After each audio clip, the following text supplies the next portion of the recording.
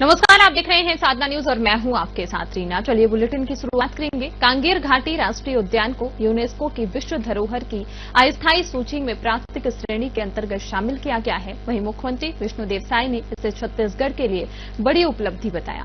बता दें कि यह उद्यान 3 महत्वपूर्ण मापदंडों प्राकृतिक सौंदर्य, भूवैज्ञानिक विशेषताएं और जैव विविधता पर खरा उतरता है। कांगेर घाटी राष्ट्रीय उद्यान प्रबंधन ने उद्यान को यूनेस्को की विश्व धरोहर सूची में शामिल करने के लिए भारतीय पुरातत्व सर्वेक्षण संस्कृति मंत्रालय भारत सरकार को प्रस्ताव प्रस्तुत किया था, जिसे यूनेस्को ने अपने अस्थायी सूची में चयन किया है। वहीं उद्यान को यूनेस्को की अस्थायी सूची में शामिल करना बस्तर क्षेत्र को अंतर्राष्ट्रीय पहचान मिलने की दिशा में एक महत्वपूर्ण कदम है। इस संबंध में सीएम साय ने अपना संबोधन दिया।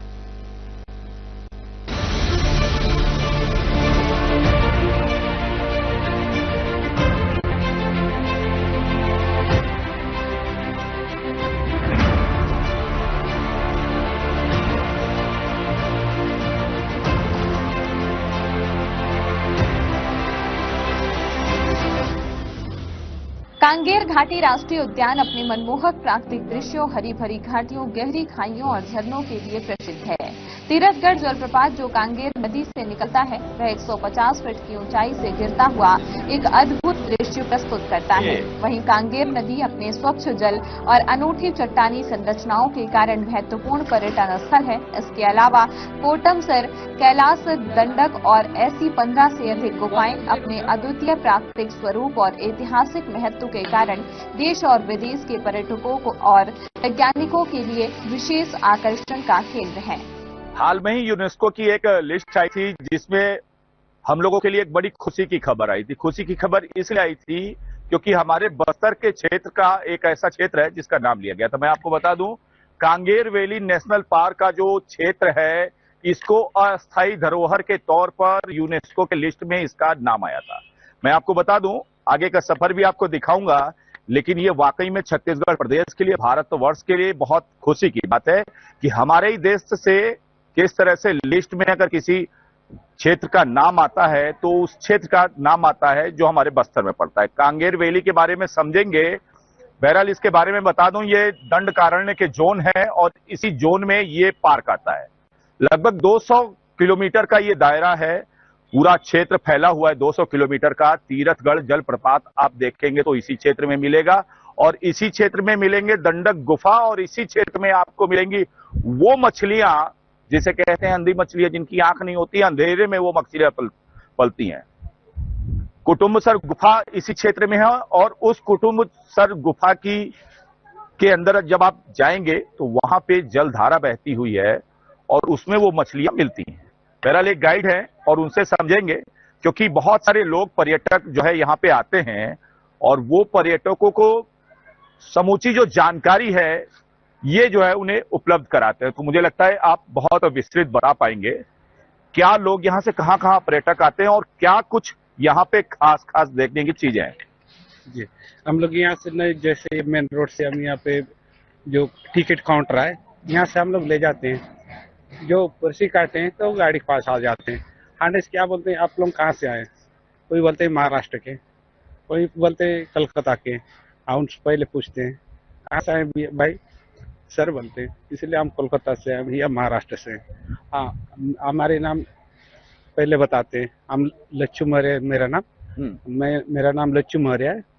Thank you. यहाँ से हम लोग जाएंगे, 15 किलोमीटर दूर पड़ेगा जाने के लिए। खाने के लिए कौन सा कुटुम्बसर गुफा जाने के लिए वे 15 किलोमीटर पड़ेगा। खाने के लिए 11 किलोमीटर। आपको जाने आने के लिए, अप डाउन होने के लिए 2 से 2.5 घंटा लगेगा। घूमने वाली क्या क्या चीज है? घूमने के लिए यहाँ पे जानवर तो है, लेकिन अचानक रोड क्रॉस करने से ही दिख जाता है हिरन या एक है तो नील गाय, ये मन दिख जाता है। और बाकी तो जानवर अभी गर्मी में नहीं दिखता है, सुबह टाइम में थोड़ा निकलते हैं, उस समय रोड क्रॉस करते समय दिख जाता है। और रोड किनारे भी रहने से क्या होता है ना, रोड से 100 मीटर रहेगा तो दिखाई नहीं देता है, रोड क्रॉस करने से ही दिखता है। और ऐसे बोलते हैं। उसके बाद गुफा ले जाते हैं। गुफा में ले जाने के बाद ना फिर वहाँ लोग बात को समझाते हैं। हम पहले देखो, यहाँ से 72 फीट घर आई है। किसी को सांस का प्रॉब्लम है ना, बीपी कुछ रहता है, उन लोग को प्रॉब्लम है। आप पहले सोच लो, बोलते हैं और रिक्शा लेके ले जाते हैं। यहाँ से हमको 72 फीट नीचे उतरना है, उसके बाद 330 मीटर लंबाई जाना है बोलते हैं। उसके बाद ना क्या होता है, इधर से बाहर आ जाता है, आसपास जंगल का पानी गुफा के अंदर घुस जाते हैं।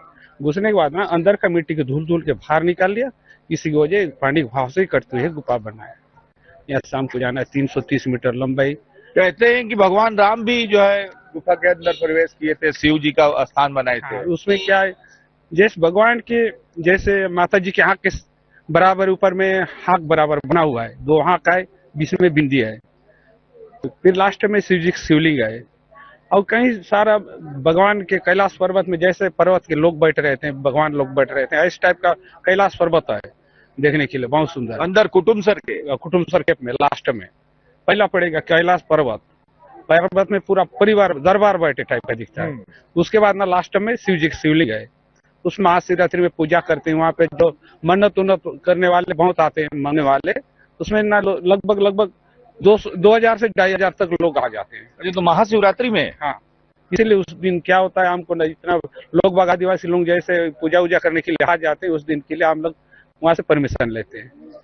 अच्छा, उस दिन एक दिन के लिए, और बाकी दिन तो हमारे जिप्सी से आना जाना करते हैं। चलिए, क्या जानते हो आप? जी, मैं यहाँ का जिप्सी चालक हूँ, है ना। तो तुम्हें मालूम अभी यूनेस्को की जो अस्थायी जो धरोहरों की लिस्ट है, उसमें हमारे कांगेर वैली का नाम आया है? जी हाँ, मैंने न्यूज में देखा, मुझे पता है पहले से, है ना। हम लोग जिप्सी यहाँ संचालन करते हैं, प्राइवेट गाड़ी पर्यटक अपने गाड़ी से आते हैं, यहाँ अपनी गाड़ी स्टैंड करके यहाँ से जिप्सी पर्ची कटा के फिर अपन गुफा, कुटुम्बसर गुफा, एक वाटरफॉल, कांगेर धारा और जिप्सी राइड कराते हैं। यहाँ से 15 किलोमीटर की जर्नी है जिप्सी की। फिर टोटल पूरा कांगेर वैली घुमा करके 1.5 से 2 घंटे में अपन यहाँ लाके फिर पर्यटक को छोड़ते हैं। कितना रुपया लेते हो? शासन द्वारा निर्धारित है, एक जिप्सी का टोटल कॉस्ट मिला के 2400 रुपए का चार्ज है। उसमें अपन 6 से 7 व्यक्ति बिठा के अपन घुमाते हैं जिप्सी में। कहाँ से लगभग लोग आते होंगे? तो यहाँ पे मान के चलो पूरा ऑल ओवर इंडिया से लोग आते हैं, बाहर से भी फॉरेनर भी आते हैं। हाँ, पूरे इंडिया से आते हैं लोग ज्यादा। चलिए, विदेश से भी लोग आते हैं। हालांकि हमारा बस्तर है ही इतना खूबसूरत कि विदेश से लोग आएंगे ही। यहाँ की संस्कृति की अगर बात करें तो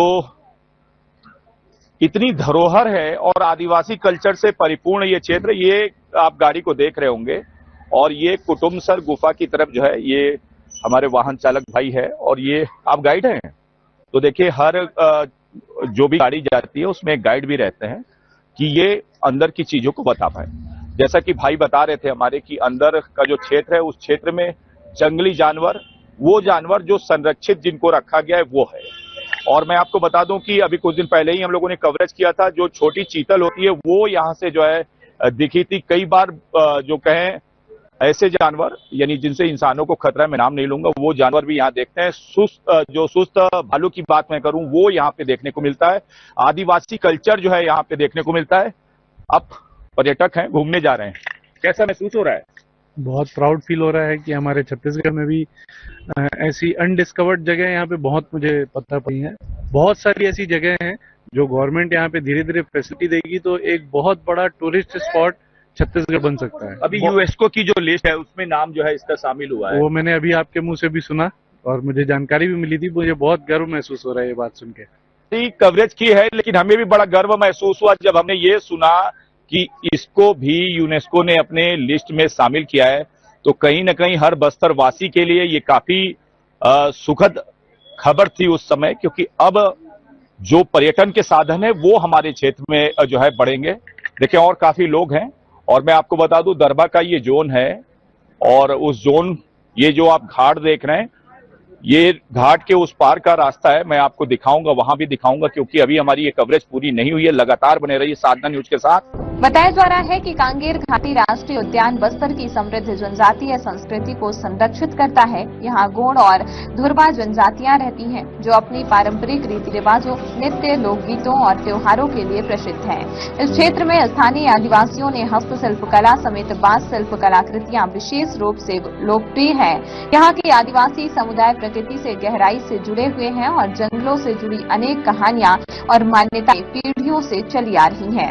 इको टूरिज्म और साहसिक पर्यटन गतिविधियों में जंगल safari, bird watching, trekking, kayaking, bamboo rafting समेत अन्य गतिविधियों के बेहतरीन अवसर मिलते हैं, जिससे यह रोमांचक पर्यटन स्थल बनता है। निश्चित तौर से जैसे जैसे टूरिज्म के लिए सुविधाएं बढ़ेंगी तो टूरिस्ट आएंगे तो लोगों की आमदनी बढ़ेगी। मैंने बताया ना कि आपको जो कांगेर वैली के जो फ्रिंज में कई विलेजेस हैं जो पहले युवा लोग पलायन कर जाते थे, लोग बाहर जाते थे काम करने के लिए, आज उनके पास काम की पर्याप्त उपलब्धता है, वो स्वयं कमा रहे हैं, वो अपनी राइट डायरेक्शंस में जा रहे हैं, उनका फ्यूचर अच्छा उनको दिखता प्रतीत हो रहा है और उनको उनकी आर्थिक आमदनी में लगातार वृद्धि हो रही है। टूरिस्ट को मेरा ये संदेश है कि जो हमारा पूरा कांगेर वैली ही नहीं, कांगेर वैली एक खूबसूरत नेशनल पार्क ही, साथ में इसके चारों तरफ यहाँ की प्राकृतिक सौंदर्यता से भरपूर है ये बस्तर, जिसको देखने के लिए देश और विदेश से टूरिस्ट आ रहे हैं। तो हम टूरिस्ट से हमारा संदेश है कि वो इनको विभिन्न प्लेटफॉर्म से भी जो देखते हैं इंस्टाग्राम फेसबुक के साथ साथ इसको स्वयं आकर देखें तो उनको एक डायरेक्ट जो अनुभूति होगी वो बहुत अच्छा होगा। और जैव विविधता से परिपूर्ण क्षेत्र है, तो इसके लिए बेहतर ये होगा, हम लोग कोशिश करेंगे कि इसकी प्राकृतिक सौंदर्यता और जैव विविधता को बनाए रखते हुए इसमें टूरिज्म के जो क्षेत्र हैं और बहुत सारे लोगों को टूरिज्म के क्षेत्र से जोड़ेंगे। अभी देखेंगे कि अभी हमारे 5-6 गांव हैं टूरिज्म से जुड़े हुए हैं, जैसे तीरथगढ़ हो गया, माझीपाल हो गया, इधर नागलसर हो गया और बहुत सारे महाराष्ट्र हो गया। ऐसे 5-6 गांव हैं जिसमें टूरिज्म का भी बहुत अच्छे से चल रहा है। तो फ्यूचर्स में जितने भी इनके फ्रिंज में जो विलेजेस हैं इनको टूरिज्म से कैसे जोड़ा जा सके और जोड़ करके लोगों को रोजगार के साधन कैसे उपलब्ध कराया जाए, ताकि लोगों को रोजगार के साधन भी उपलब्ध रहें और यहाँ की प्राकृतिक सुंदरता और जैव विविधता और लाइमस्टोन केव को जो प्राकृतिक जिस रूप में है उसी रूप में उसको संरक्षित किया जा सके। बहुत ही अच्छा अनुभव रहा।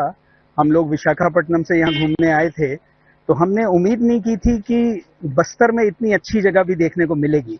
हम कुटुम्बसर केव है जो उसमें नीचे तक गए और जो 300 फीट की बताई गई थी कि केव है वो हमने पूरा उसका भ्रमण किया। बहुत ही अच्छी लगी हमें, नेचुरल केव्स हैं। साथ ही मैं एक चीज़ और कहना चाहूँगा कि पर्यटन विभाग को अगर थोड़ा सा और ध्यान दे उस केव्स की तरफ, जैसे मैंने बोरा केव्स भी देखी हैं, तो लाइटिंग वगैरह इतनी अच्छी तरीके से की हुई हैं, इसको और सुंदर बनाया जा सकता है ताकि पर्यटक और इस तरफ आकर्षित हों और आएं। परंतु फिर भी मैं ये नहीं कहूँगा कि ये किसी भी तरह से कम है वहाँ से। बहुत ही अच्छी लगी, हमने पूरा एंजॉय किया इसको। और अंदर बताया गया मुझे एक गांव बसा हुआ है पूरा, उसके लोग रहते हैं, और एक फॉल भी था, कांगेर फॉल, वो भी हमने एंजॉय किया।